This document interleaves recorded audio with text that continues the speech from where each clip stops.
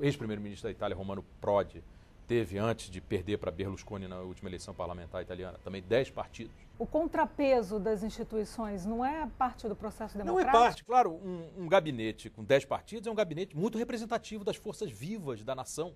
Isso é bom por um lado. Agora, tudo em política tem seu custo. Tudo em política é um cobertor curto. Se cobra a cabeça, descobre o pé. Um gabinete tão fragmentado, decorrente de um sistema partidário também fragmentado, a gente vai ter um processo decisório um pouco mais complicado. Então, por exemplo, o que acontece, uma questão crucial hoje em dia, déficit fiscal, que a Europa está enfrentando e que a América Latina enfrentou na década de 90. Como é que se debela uma crise de déficit fiscal? Ou aumentando imposto ou cortando gasto público. Quando o governo é muito fragmentado, nenhum partido quer ficar com a batata quente do corte do gasto público.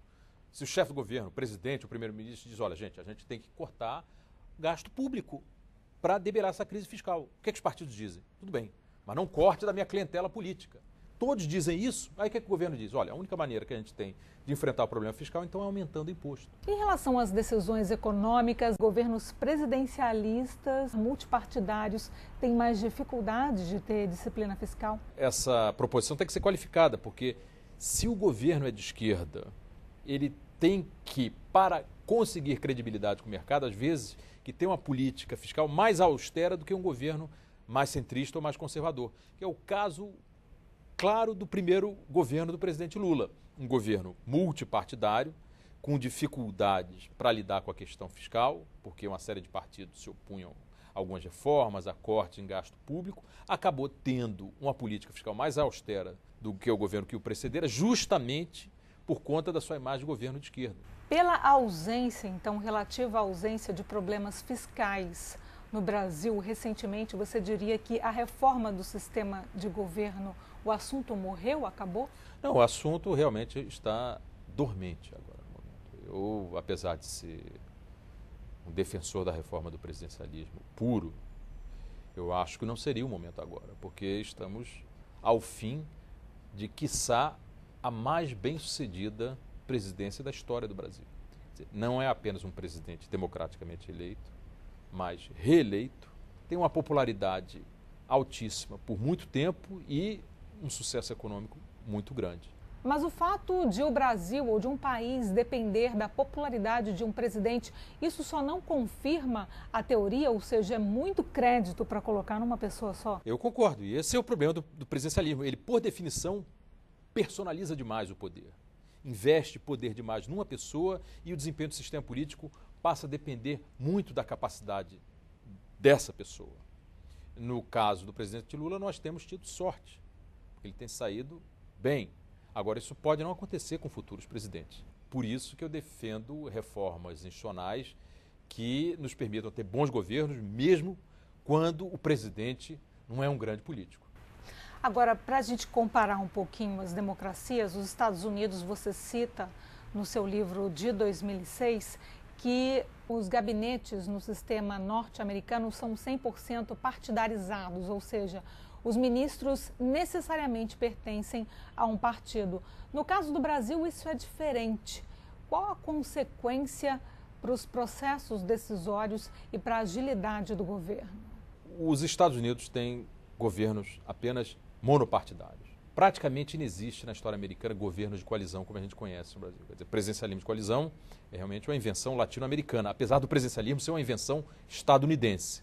Além do mais, a burocracia americana hoje é uma burocracia, na maioria das áreas, de boa qualidade. Então o presidente pode se dar ao luxo de nomear apenas políticos filiados ao seu partido para a chefia das secretarias, como eles chamam os ministérios lá. Agora, num país latino-americano, em que a burocracia é muito desigual, é importante não ter todos os ministros ligados a partido. É importante ter um número considerável de ministros com boa capacidade técnica para suprir as deficiências da burocracia. Por quê? Justamente porque alguns setores da nossa burocracia não funcionam. Então você precisa de um ministro que supra o que a burocracia não oferece, que é conhecimento técnico sobre o tema, sobre a pasta. Em relação ao déficit fiscal, o fato de o Brasil não ter ministros 100% pertencentes a um partido, isso impacta essas decisões? Se nós profissionalizássemos mais as burocracias federais e estaduais, os presidentes poderiam mais tranquilamente nomear ministros partidários, que não haveria tanta grita da imprensa. O contrário também não é bom. Assim, um ministério eminentemente técnico, numa situação normal, não é boa, porque aliena o ministério dos partidos e do Congresso. Quem sabe melhor negociar com partidos e Congresso são políticos. Agora, só com tecnocratas, esse diálogo institucional fica comprometido. Para o presidente Lula, em particular, porque não é um homem que veio do Congresso, né? O PT é um partido de fora. Então, com ministros partidarizados, isso ficaria mais fácil. Né? Sim, não é à toa que o diálogo. Pois é, o governo Lula, no seu primeiro mandato, ele partidarizou demais o governo no seguinte sentido: Lula deu ministério demais para o PT, quando o PT não tinha maioria parlamentar para sustentar sozinho o governo. Então, daí todas aquelas crises na base política do governo. No segundo mandato, Lula compreendeu o erro que fizeram no primeiro mandato e passou a distribuir os postos de maneira mais equânime, principalmente para o seu maior aliado, o PMDB. Então, as decisões do presidente com relação à composição do ministério são muito complicadas e exigem bastante sutileza, experiência política do presidente, porque ele não pode partidarizar demais e também não pode ter um ministério excessivamente tecnocrático. Vou voltar para o poder proativo do presidente, poder de decreto, que é o poder da medida provisória. O que isso acarreta para a política fiscal? Olha, eu já ouvi uma vez o ministro Pedro Malan dizer que não conseguiria estabilizar a moeda brasileira se não tivesse a medida provisória. Não teria havido o real sem medida provisória. Não teria havido o fim da inflação sem a medida provisória. Não teria havido confisco da caderneta de poupança sem medida provisória. Também, quer dizer, a medida provisória é uma faca de dois gumes. Quando bem aplicada no momento certo, por exemplo, crise financeira, aí eu acho que nós temos um instrumento bastante útil à mão, não apenas do presidente, mas da nação.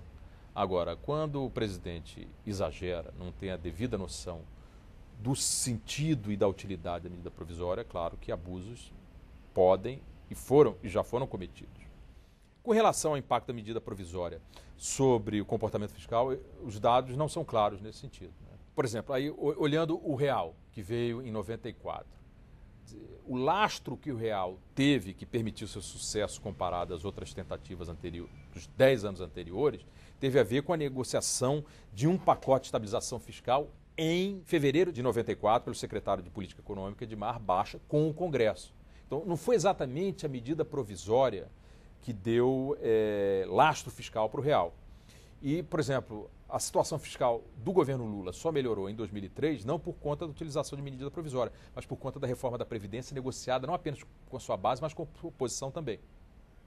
Então, medida provisória não tem grande relação com a política fiscal, não. Nessa área de presidencialismo e parlamentarismo, para mudar o sistema de governo, seriam necessários 3/5 dos votos no parlamento, o que é muito difícil de se conseguir. Você apontaria uma outra reforma mais simples de ser conseguida para que os partidos sejam fortalecidos sem que o sistema de governo mudasse? A proposta que foi levada à votação em maio, junho de 2007, apontava no sentido correto. Lista fechada que fortaleceria os partidos internamente, porque daria maior força às executivas e não dá para aceitar a crítica de que a lista fechada oligarquizaria os partidos, porque eles já estão oligarquizados. Todos os estudos mostram que os partidos brasileiros são controlados por muito pouca gente. O PSDB é controlado pela seção paulista, o PT era controlado pela seção paulista, está passando uma fase de transição. O PDT é controlado pela seção carioca e pela seção gaúcha. O PFL, o ex-PFL, atual DEM, é controlado por quê? Era controlado pelos estados nordestinos, agora está tentando dividir o poder com São Paulo e com o Rio de Janeiro. Os partidos brasileiros já são oligarquizados, então não haveria grande novidade. Com a lista fechada, o que se teria era a possibilidade das executivas nacionais e estaduais organizarem melhor as chapas e facilitarem a vida do eleitor também. Porque o eleitor não teria que ter informação sobre centenas de candidatos. Em geral, há 10 candidatos para cada vaga de deputado federal. E outra coisa, haveria o financiamento público de campanha, que eu acho que é muito importante, porque o dinheiro está desempenhando um papel muito grande nas eleições brasileiras. A gente já está se aproximando do final da entrevista. Eu quero fazer um paralelo com a Inglaterra, nas eleições recentes em que os trabalhistas perderam a maioria no parlamento. O que o Brasil tem a tirar de lição desse caso? Olha, é uma eleição muito interessante porque ela reproduz algumas condições que a gente conhece bem na América Latina, né? Nenhum governo sobrevive à soma de crise econômica com escândalo de corrupção, que foi o que aconteceu na Inglaterra. Houve a crise dos gastos parlamentares junto com a crise econômica enorme. O governo perdeu. Por mais esforço que tenha feito, por mais fraco que tenha sido o programa econômico do principal partido de oposição, o Partido Conservador. E aí, o que aconteceu depois de realizada a eleição, um resultado pouco frequente na história inglesa. Nenhum partido tinha maioria absoluta. E formou-se uma coalizão entre o Partido Conservador de David Cameron e o Partido Liberal Democrático do Nick Clegg.